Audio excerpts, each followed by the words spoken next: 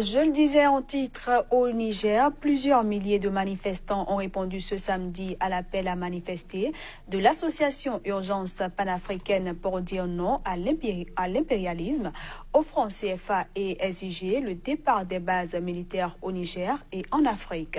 Le point avec notre correspondant au Niger, Abdul Karim Mahamadou. Non à la France-Afrique, au franc CFA, à l'impérialisme et aux bases militaires étrangères installées en Afrique et au Niger en particulier. Autant de slogans scandés par des milliers de manifestants qui se sont mobilisés à la place de la concertation de Niamey.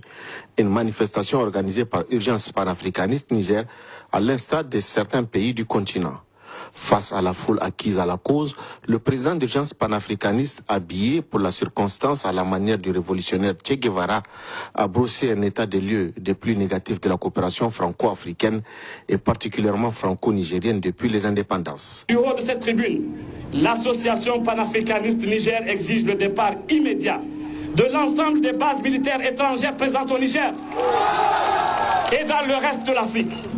Que cette demande soit perçue comme un dernier avertissement, car les jeunes Nigériens que nous sommes ne sont ni moins courageux, ni moins audacieux que leurs homologues du Mali, qui ont bloqué il y a quelques jours l'accès de la base opérationnelle de la force Barkhane. Le franc CFA a été aussi fortement décrié par les manifestants qui ont appelé les chefs d'État à prendre leurs responsabilités pour mettre fin à l'asservissement. Nous prendrons en charge l'avenir et le destin de nos nations, et en commençant par enterrer une bonne fois pour toutes l'impérialisme occidental qui s'est ancré sur notre monnaie, qui continue d'asservir notre économie et qui nous empêche de décoller. Eh bien, nous disons niet et nous disons merde aux colons français et à ces valets locaux qui sont installés ici en Afrique et particulièrement au Niger. La jeunesse nigérienne n'entend plus être le mouton de sacrifice d'une classe politique qui a échoué à ses yeux.